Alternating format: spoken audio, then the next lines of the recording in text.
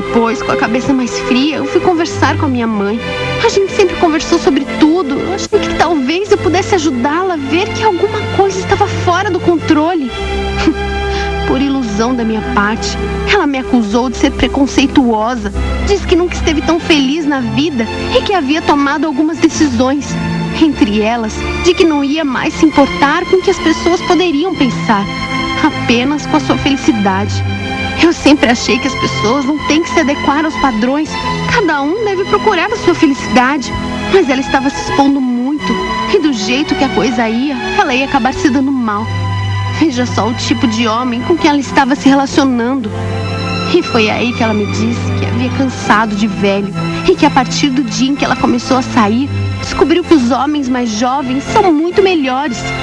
Ela só ficava com rapazes da minha idade e estava muito bem assim. Isso só dizia respeito a ela.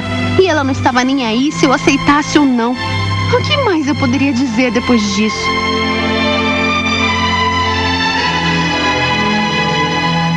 O problema não era só esse. As pessoas comentavam mesmo sobre as roupas da minha mãe. Mas ela nem ligava. Pelo contrário, se exibia por aí feito uma garotinha. Pra mim, tudo isso era influência da Maria e da Paula.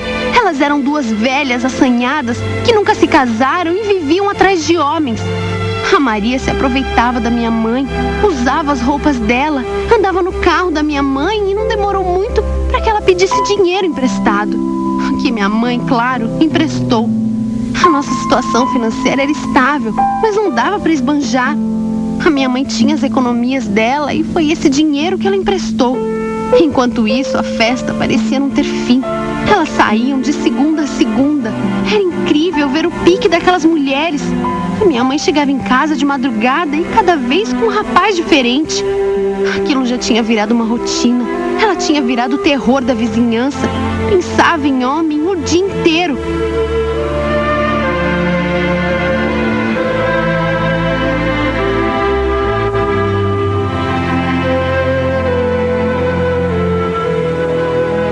O Elton encontrou a minha mãe na rua.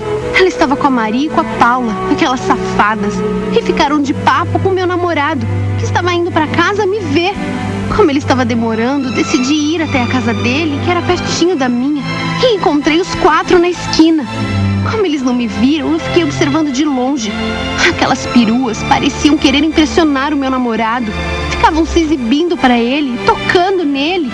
Eu fiquei possessa e não deixei barato. Cheguei lá botando banca mesmo. O que era aquilo? O Elton ficou super tímido. Ele disse que não estava acontecendo nada.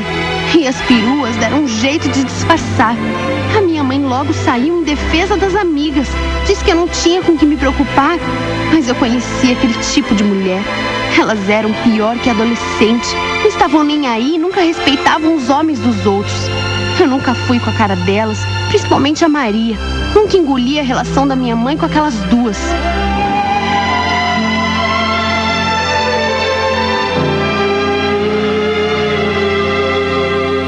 Meses se passaram e eu estava de férias da faculdade e por isso tinha noites livres. A minha mãe continuava na mesma vida e eu não tinha mais esperança de que ela fosse mudar. Eu comecei a ter vergonha dela. No bairro as pessoas falavam que ela havia se tornado uma piriguete, mas ela não estava nem aí. A Maria e a Paula não saíam lá de casa. E uma noite eu escutei uma conversa. Parecia uma discussão. Eu fui até lá ver o que era. E minha mãe estava quebrando pau com a Maria. Tudo porque havia emprestado um bom dinheiro para ela e nada de receber. Elas haviam combinado uma data e parece que o prazo já tinha vencido há muito tempo. Como minha mãe era boba. Será que ela não via que não dava para confiar naquele tipo de gente? Eu não me contive e falei um monte. Nenhuma delas falou nada, pois todas sabiam que estavam erradas. Ainda assim, a minha mãe não largava daquela mulher.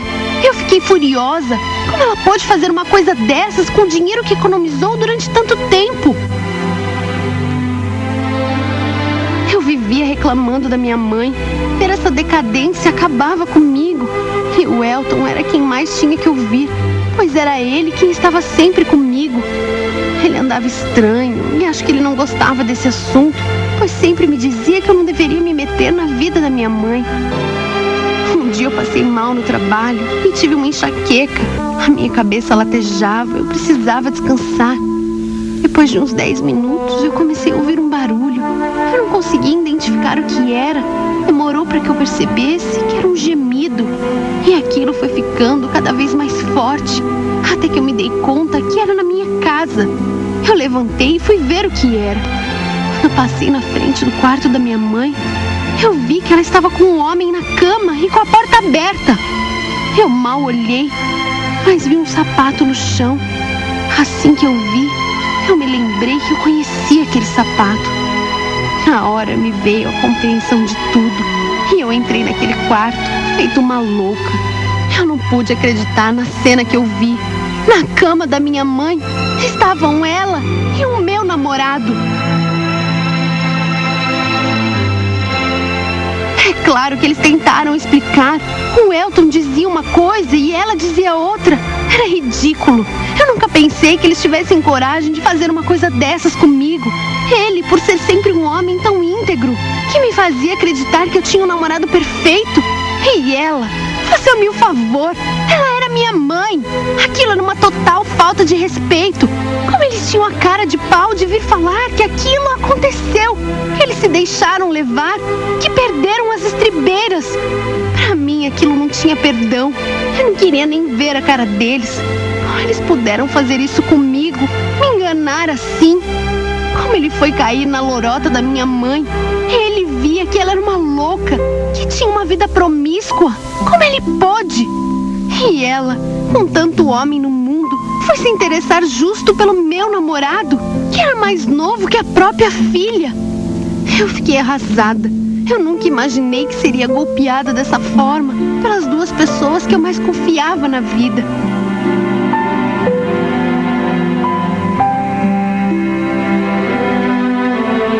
E foi assim que eu acabei saindo de casa. Não dava mais para viver sob o mesmo teto que minha mãe depois dessa traição. Ela tentou conversar comigo, assim como o Elton, mas eu não quis nem saber de nenhum deles. Eu não consigo engolir. A minha mãe não me criou com esses valores. Eu sempre tive a ideia do que era certo e do errado. Foi ela quem me ensinou a ser o que sou hoje. E de repente, vejam só o que ela teve coragem de fazer. No fundo, eu tinha dó. Uma mulher se expondo ao ridículo dessa forma, na idade dela. Já o Elton, ai, como o coração é burro. Eu ainda gosto dele, mas eu jamais vou perdoar. Eu sei que um dia não vou sentir mais nada, e eu anseio por isso. Eu quero continuar a minha vida, mas nesse momento parece que é impossível. Já se passaram 3 meses. Estou morando com a minha tia e não consigo tirar isso da cabeça. Pelo menos de uma coisa eu sei. A minha mãe morreu pra mim. E por mais que o tempo passe, eu jamais poderei perdoá-la.